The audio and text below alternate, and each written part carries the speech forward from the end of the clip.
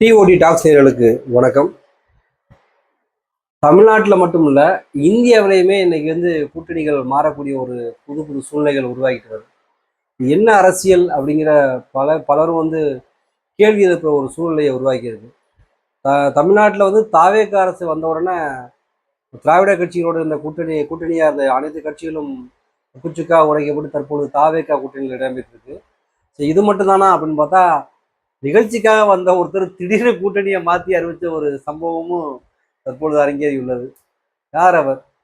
தமிழ் மாநில காங்கிரசினுடைய தலைவர் ஜி.கே. வாசன் அவர்கள்.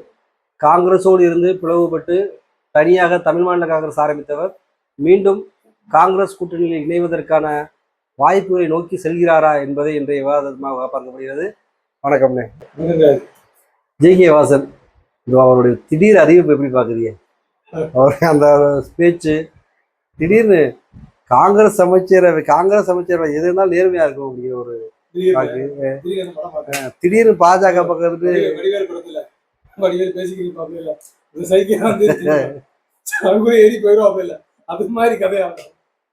இந்த மாதிரி தமிழ் மாநில நிலைமை அது. அப்பா வரலாறு எவ்வளவு பெரிய வரலாறு. காங்கிரஸ் கட்சிக்கு அவ்வளவு இது பண்ணி 96ல ஒரு பெரிய மாற்றத்துக்கு வந்தது. அவரோட பையன் அவருன்னு இல்ல, பொதுவாகவே இந்த 2026 தேர்தல் பல மாற்றங்களை உண்டாயிடுச்சு. எப்படி போகுங்கிற அளவுக்கு அரசியல் நம்ம ஏதாவது எதிர்பார்த்த அரசியல், பேசப்பட்ட அரசியல், கொள்கை ரீதியான அரசியல் எல்லாமே சுற்றுலா உடஞ்சு போச்சு. அதனால என்னென்ன மாற்றம் நடக்குன்னு கேட்டா தெரியல.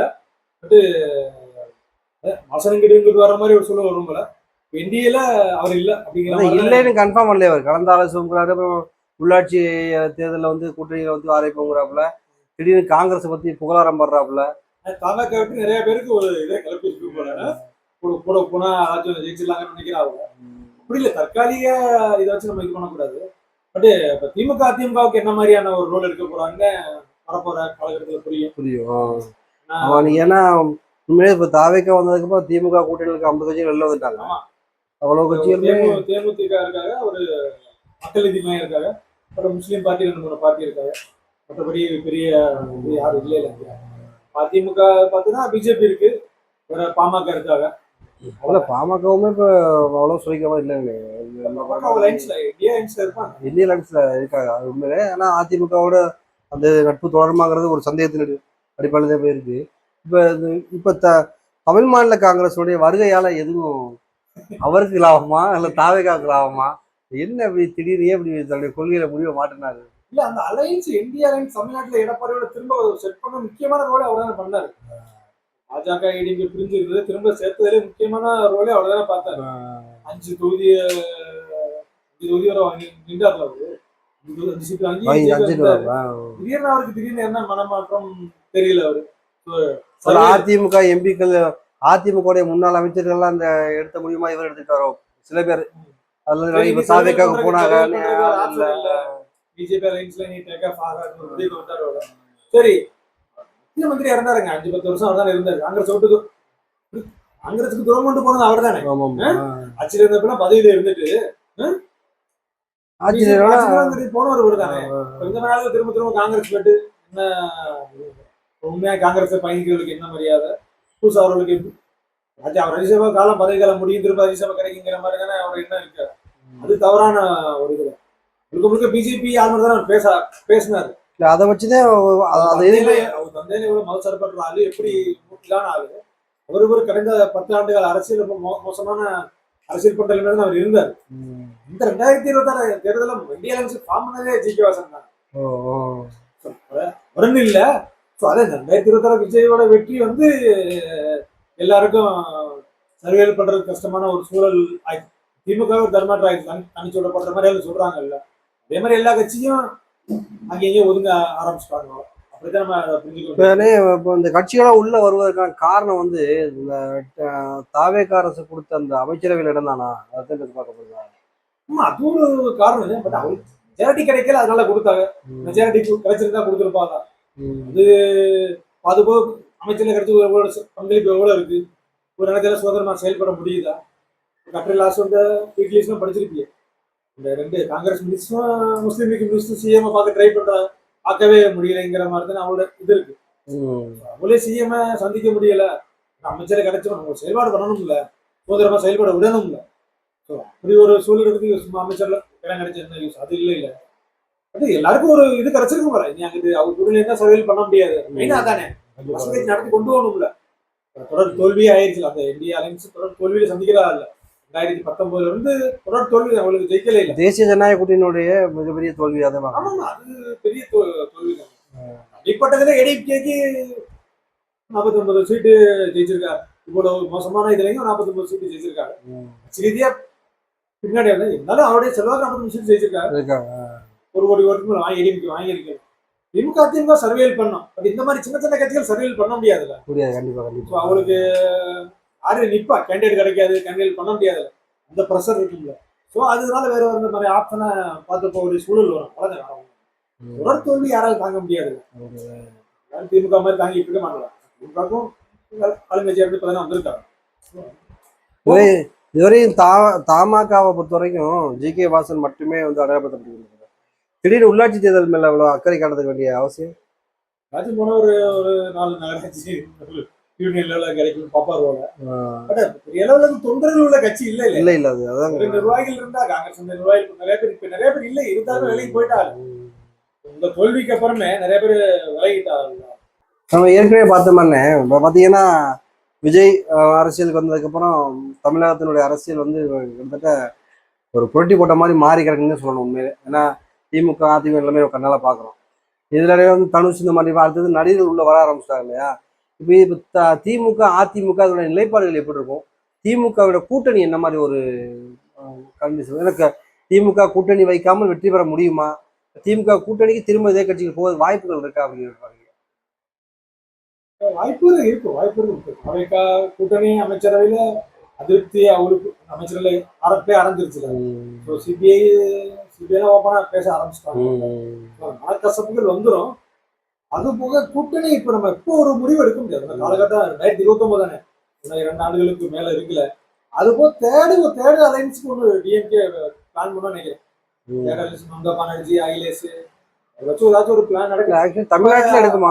யூபியில் ஒரு அசம்பிளி எலெக்ஷன் நடக்க போகுது. இங்க நடக்கிற இதை பொறுத்தது அகிலேஷ் காங்கிரஸ் அலைன்ஸ் இந்த அளவுக்கு இதாகும் தெரியல. இங்க தமிழ்நாட்டுக்கு காங்கிரஸ் பண்ண மாதிரி அங்க ஏதாச்சும் இல்லதா மாட்டான்னு தெரியல. இங்க கூட்டணி பேச்சுவார்த்தை ஆரம்பிச்ச பிரச்சனை தானே கடைசி வரையும் எல்லாமே டோட்டல் இதாகி போச்சுல. அது மாதிரி அங்கே அகிலேஷ்க்கு ஒரு காங்கிரஸ் என்ன பண்ண போகும் தெரியல. ஸோ யூபி எலெக்ஷனுக்கு அப்புறமே ஒரு இது கிடைக்கும் கண்டிப்பா. எப்படி எந்த மாறுதல் எப்படி இருக்கும், அரசியல் மாற்றம், கூட்டணி மாற்றம், தொகுதி மறுவரை மேட்டர்ல தமிழ்நாடு பொறுத்த வரைக்கும் எப்படி இருக்கும்? யூபி ஓகே காங்கிரஸ் அகிலேஷ் யாதவ் இருந்துச்சுல்ல. தமிழ்நாடு ஒரு காலகட்டம் இருக்குல்ல. உள்ளாட்சிக்கு யாருக்கு அலைன்ஸ் தேவை? உள்ளாட்சி எலெக்ஷனுக்கு உங்களுக்கு என்ன? இந்தியா கூட்டணிக்கு மிகப்பெரிய ஒரு இதா இருக்கும் யூபி இந்தியா கூட்டணி இல்லையா? அப்ப அது இந்தியா கூட்டணிங்கிறது முகமே திமுக தானே. 2019 யாரு சொன்னா? ராகுல் காந்தி பிரைம் மினிஸ்டர் முதல் குரலே சொல்லி யாரு சொன்னா? முதல் குரலே சொன்னாரா? இன்னைக்கு சொல்லுவாரா? அப்படி சொன்னது யாரு? ஸ்டாலின் தானே. ஸ்டாலின் நீங்க திருப்பி கொடுத்தீங்க. அந்த கலை கூட்டணி பேச்சுவார்த்தை என்ன மாதிரி நீங்க அது ரைட்டு. நீ யோசிச்சு பாருங்களேன். ஒரு கட்சி இருக்காங்க, கிட்டத்தட்ட ஒரு 6 வருஷமா பயணிக்கிறார் திமுகவோட. திடீர்னு ஒரு கட்சி வந்து நான் உனக்கு அமைச்சர் இடம் தரேன் அப்படிங்கும் போது அதை நோக்கி போறது தவறுங்கிறீங்களா? அது தவறு. அவர் சொல்ற பாயிண்ட் லாஜிக்கான பாயிண்ட். அமைச்சரவைன்னு சொல்லி போல பாஜக பின்புற அவசர ஆட்சி வந்துடும், கவர்னர் ஆட்சி மூலியமா வந்துடும், அந்த ஒரு சொல்லிதான் போனாங்க. அது நம்ம எல்லாமே ஏற்றுக்கொள்ளத்தக்கது. அதுக்கப்புறம் நிர்வாக ரீதியா ஒவ்வொரு நடக்குது இங்க. பிஜேபி கொள்கை இம்ப்ளிமெண்ட் ஆகுது இல்ல. அதுக்கு நீங்க என்ன காங்கிரஸ் என்ன ஸ்டாண்ட்ல இருக்கீங்கன்னு அர்த்தம். காங்கிரஸ் மினிஸ்டர் என்ன ரோல் எடுக்கிறீங்க, ஒரு பிசிகா மினிஸ்டர் என்ன சொல்றாரு, அதுதானே முக்கியம் நமக்கு. அப்ப சொன்ன பாயிண்ட்ல ஓகே. இப்போ திமுக கூட்டணி வெளியேறின உடனே இந்தியா கூட்டணியுடைய நிலைமையை மாறணும் முடிவு எடுக்கல இந்தியா பொறுத்த வரைக்கும். ஆமா, இந்தியாவுக்கு மெயின் பார்ட்னர் தானே. 22 எம்பி வச்சிருக்காங்க. பார்லிமெண்ட்ல 22 இருக்கு, ராஜ்யசபால 8 இருக்கு, 30 எம்பிஸ் வச்சிருக்காங்கல்ல. ஸோ முக்கியமானது இப்ப தானே இந்த தொகுதி மறைவுகளை மேட்ரு வர்றப்ப எலெக்ஷன் டைம்ல வருது. எலெக்ஷன் டைம்ல எல்லா மாநில முதல்வர் தானே பேசுறாரு. காங்கிரஸ் பேசி தானே பேசினாரு, எரிச்சாரு, விமர்சனம் பண்ணுங்க. அதெல்லாம் வேற விஷயம். அவர் தான் முன்னாடி பண்ணாரு. அப்ப உங்க சொல்ற சிஎம் இருந்தா அப்ப என்ன பண்ணாரு அவரு? அது முக்கியமான மேட்ரு இல்ல. நீங்க சட்டமன்ற நாடாளுமன்றம் முக்கியம் அப்படின்னு அவங்க பேசினார். இப்ப ஆளுங்கட்சியா இருக்கலாம் அரசு அவங்க பேச வேண்டியது பேசுறாரு, தப்புன்னு சொல்ல முடியாது. பட் இந்த இடத்துல திமுக பண்ணுச்சு இல்ல. இப்ப நீங்க இப்ப நீங்க இந்த மாதிரி ரோல் பண்ண வேண்டிய இருக்குல்ல, கஷ்டம். நீங்க சொல்ற ரைட்டு தான். இப்படி இந்த மாதிரி யோசிச்சா இப்பதான் தாவேக்கா உள்ள வந்திருக்கு, அரசியல் வந்திருக்கு. இனிமே இதுக்கு முன்னாடி இந்த திமுக ஓகே, நீங்க வந்து எம்பிக்கள் வச்சிருக்காங்கண்ணா, இப்ப தாவேக்கா வந்திருக்கு, நீ அடுத்த வாட்டி எம்பிக்கள் வருவதற்கான வாய்ப்புகள் வந்து நகரலாம் இல்லையா? அவர் ஒரு இருந்தவங்க அரசியலுடைய கூட்டணி மாறி அந்த மாதிரி தாவேக்கா கூட்டணி ஒரு வச்சோம்னா. உங்களுக்கு ஒரு MP வாய்ப்பு கிடைச்சிச்சு. அதுக்கு ஒரு MP கிடைச்சிச்சு. ஏன் போய் காங்கிரஸ் கொடுத்தீங்க? ஒரு நாளைக்கு அனுப்பிச்சு வேண்டியதானே? இப்ப நீங்க எம்பிக்கள் கூட்ட போடுறதுக்கு MP இல்லாம இருக்கீங்க இல்ல? உங்களுக்கு ஒரு MP சான்ஸ் கிடைச்சா இல்லையா? எதுக்கு காங்கிரஸ் கொடுத்தீங்க? கூட்டணிக்காக அவசியம் என்ன இருக்கு? 2 மினிஸ்ட்ரி கொடுத்துட்டீங்க இல்ல? எப்படி தேவையில்லை. எலெக்ஷன் டயத்துல தான் ஒரு கூட்டணி ஒரு சீட்டு வாங்கினா காங்கிரஸ் வாங்குச்சு. எலெக்ஷன் முன்னாடி திமுக கட்டணும், எலெக்ஷனுக்கு அப்புறம் தாவே கட்டணும். எவ்வளவு ஈஸியா கஷ்டமே இல்ல. முதலமைச்சர் கூறிய உங்களுக்கு வாய்ப்பு கிடைச்சு தாவேக்காவுக்கு வாய்ப்பு கிடைச்சது இல்ல, ஒரு MP ஆகுதுக்கு யாராச்சும் உங்களுக்கு நல்ல கேண்டிடேட் அமைச்சிருக்கலாம்ல. இப்ப நீங்க MP கூட்டம் போடுறீங்க, உங்களுக்கு MP இல்லையா? கவர்மெண்ட் ரீதியா போறியா தப்பு ஒண்ணும் இல்ல. நான் சொல்றேன் அந்த இது இருக்குல்ல, இப்ப நீ 2020 நீ ஜெயிச்சு போய் தான் பார்லிமெண்ட்ல இப்ப மத்த கட்சியில கொஸ்டின் கேட்கறா இல்ல, அப்ப அங்கே போனா நீ ஒரு நிலைப்பாடு எடுக்கணும். இப்ப திமுக கேட்கறிய இல்ல, திமுக தள்ளி விடுறிய இல்ல, நீங்க என்ன அங்க நிலைப்பாடு எடுப்பீங்க, பிஜேபி சப்போர்ட்டா இருப்பீங்களா, இப்ப வெளிநடப்பு பண்ணலாம் கேட்கறிய இல்ல. இப்ப உங்க எம்பி இங்க போயிருந்தா ராஜ்யசபால ஒரு ஆள் நீங்க இருந்ததுனா இந்த கிட்டிங் நடந்திருக்காது. நிச்சயமா நிச்சயமா. ராஜ்யசபா ஒரு ஆள் இப்போ தேவைக்கு போயிருந்தா இந்த மீடியா நடந்திருக்காது. அவரே பேசிருக்கலாம். அவரு என்ன நிலைப்பாடு இருப்பாரு? நீங்க பிஜேபி கூட்டணி போறாலும் திமுக சொல்றீங்க, இப்ப நீங்க என்ன காங்கிரஸ் கூட்டணியில் இருந்தாலுமே உங்களுடைய செயல்பாடு ஓப்பனா இல்ல இல்ல ஆட்சி தேர்வுல தெளிவா இருக்கீங்களா? அதே மாதிரி போட மாட்டோம்னு உரிமைகள் எழுப்புனீங்களா? திருநெல்வேலி பல்கலைக்கழகத்துல அவர் ஈஸி சொல்றாருல்ல, அதே மாதிரி தான் முதல்ல பண்ணணும்னு சொல்லிட்டு இருக்கவனு சொல்லிட்டாரு சொல்லி ஓப்பனா சொல்றாருல்ல, அந்த 3 நாள் நீங்க என்ன பண்ணீங்க? இருக்கலாம், அவரோட செயல்பாடு இருக்குல்ல. ராஜ்யசபாவுக்கு ஒரு சான்ஸ் கிடைச்சிச்சு, அது காங்கிரஸ் கொடுத்துட்டீங்க. அதனால அதனால வந்து இப்ப எம்பிக்கள் வந்து இல்லாம கூட்டு இந்த மாதிரி கூட்டு பேசுற ஒரு சூழ்நிலை உருவாகுது. அப்படி அரசியல் பண்றதுக்கு இதை பயன்படுத்திக்கிறாங்க. அந்த அரசியல் சூழ்நிலை தெரியாம கொடுத்துட்டா அப்படிதான் இருக்கணும். இல்ல அவங்க தெளிவா இருக்காங்க. காங்கிரஸும் போச்சு கூடாது, பிஜேபி போச்சு கூடாது. அதுதான் உங்களுக்கு திமுக போட்டு அடிச்சுக்கிட்டே இருக்கலாம் அப்படிங்கிற மாதிரி எடிங் கல்வி காலி பண்ணிட்டாங்க. ஸோ இவங்க பண்ண இந்த 70% பண்ண அரசியல் மொத்த அரசியல் சேர்த்து பார்த்து பண்ற மாதிரி அவங்க நல்லா அரசியல் பண்றாங்க. அதுல வந்த 2 விஜய் வசதி 2 பேருக்குமே அமைப்பு செயலாளர் கொடுத்துருக்காங்க, மாவட்டம் கொடுத்தாங்க. அந்த மாதிரி எப்படி இப்ப அதிமுக வேறோட அழிச்சாச்சு அப்படிங்கிற ஒரு சூழ்நிலை எடுத்துக்கலாமா? அப்படிலாம் சொல்ல முடியாது. கட்டளைங்கிற ஒரு மாசம் ஒன்றும் இருக்குல்ல. நிச்சயமா எடப்பாடியினுடைய வந்து மிகப்பெரிய இப்ப இன்னைக்கு இந்த பட்ஜெட் தாக்கல் என்பது கூட திமுக விட அதிகமா வந்து எடப்பாடி பழனிசாமியுடைய அந்த விமர்சனங்கள் அதிகமா பார்க்கப்பட்டுச்சு. இன்னும் வலுவாதான் இருக்கோம் நாங்க அப்படிங்க காமிக்கிற ஒரு அரசியல் அனுபவம் உள்ளவங்க முதல்வராக இருந்தவங்க நஷ்டமா கட்சி நடத்திட்டு வர்றாருல்ல. எவ்வளவு ஒரு மோசமான சூழ்நிலை, பிஜேபியோட அழுத்தங்கள் பல இது இருந்தாலும் கட்சியை நடத்திட்டு தானே வர்றாரு. தோல்வியா இருந்தாலும் அது வேற. அப்படி கூட ஒன்னும் ஒரு கோடிக்கு மேல வாக்கு வாங்கியிருக்காங்கல்ல. அவ்வளவு பிரச்சனைகள் இந்த அலையிலையுமே 49 ஓரளவு தலைவர் பிறந்தது போல தொண்டர்கள் இருக்கா, தொண்டர்கள் கட்சி தானே இருக்கு. தொட்டலை இங்க இருக்க தொண்டர்கள் கட்சி தானே. இப்ப தேசிய ஜனநாயக கூட்டணி தமிழ்நாட்டுல ஓரளவு இருந்துச்சு.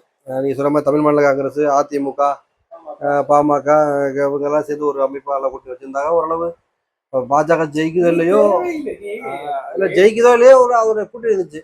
இப்ப அதுவும் குச்சுக்கா வச்சு பாமக பிஜேபி தனியாண்டு போலாம்.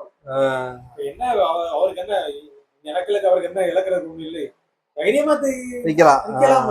இப்ப 3-4 அலைன்ஸ் அப்படிதான் ஃபார்ம் ஆகும். வருது, திமுக வருது, ஏடிஎம்கே வருதுங்கிறப்ப சீமான் ரோக்க நிப்பாப்ல புதுசா யாராச்சும் வருவார் என்று போட்டுமே அவரே 20% மேல எடுத்தா ஒரு நல்ல நீ போற வகை கூட்டணி அமைச்சிருக்கு. அதிகமா தனி மெஜாரிட்டியோட சிங்கிள் மெஜாரிட்டியோட கட்சி பெரிய அளவுக்கு வரும்னு சொல்ல முடியாது. விஜயாலே அப்படின்னு சொன்னாலுமே 108க்கு மேல போல இல்ல. ஸோ அப்படிதான் இருக்கு மேடம். 3-4 அலைன்ஸ் ஆகுறப்ப அவர் 20% 20% இருந்தாலே பெரிய கன்வர்ஷன் ஆயிரும். அதை நோக்கி தான் போகும். சர்வேல் ஆகும், திமுக சர்வேல் ஆகும். இந்த மாதிரி சின்ன சின்ன கட்சி, வாசன் கட்சி, கிருஷ்ணசாமி கட்சி மாதிரி வேற மாறி போற சூழல் வரும். கொள்கை ரீதியில மிகவும் ஸ்ட்ராங்கா இருக்கக்கூடிய கட்சி திமுக. இந்த வருகின்ற எம்பி தேர்தலுக்கு எந்த மாதிரி ஒரு கூட்டணி சந்திக்கும் இது தேர்தல்? அவங்களுக்கு பெரிய அளவில் இப்ப அதை பத்தி அவங்களுக்கு 2-3 வருஷத்தை ஓட்டணும்.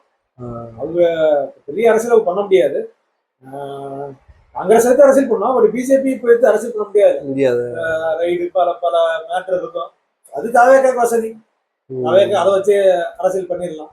ஏடிஎம்கே கூட கூட்டணி அமைக்க பாத்தீங்க, பிஜேபி கூட நீங்க அலைன்ஸ் போக மாட்டேங்க அரசியல் பண்றதுக்கு ஒரு தோதா இருக்குமே தவிர அது வரையும் திமுக அதுக்கேற்ற மாதிரி லைட்டா பழைய அரசியலுக்கு பண்ண முடியாது. பண்ண முடியல. ஏன்னா காங்கிரஸும் போயிடுச்சு.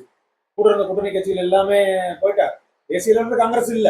ஆமா. இங்க கூட்டணியில மாநில கட்சிகள் எல்லாமே கூட இல்லைங்கிறப்ப அவங்களுக்கு ஒரு ஒரு தொய்வு இருக்கு. இந்த மாதிரியான அரசியல் கொஞ்சம் அந்த வேகம் பண்ண முடியல கட்சி வந்து. பண்ணுவாங்க. இந்த டயத்துக்கு கடந்து போகும். ஒரு காலகட்டம் இருக்கும்ல, அது கடந்து போற வரையும் அவங்களுக்கு அது கேட்க இருக்கும்.